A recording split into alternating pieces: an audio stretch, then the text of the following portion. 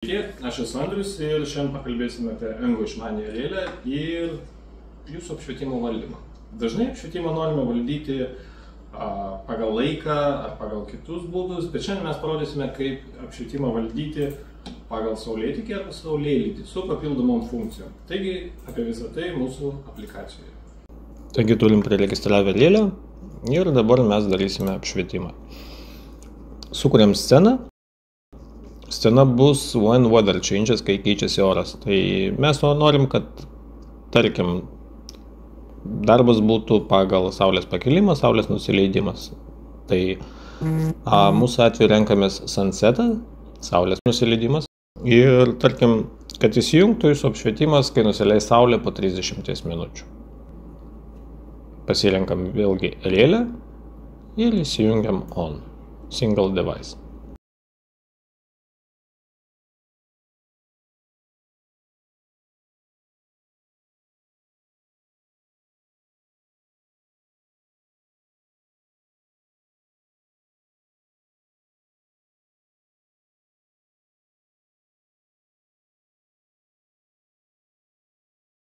Kada norėsime išjungti apšvietimą, tai jau pagal kiekvieno poreikį, bet mes padarysime taip, kad prieš saulės pakelimą, kelios valandos prieš išsijungtų, tarkim, kad neveiktų pas jūs visą naktį.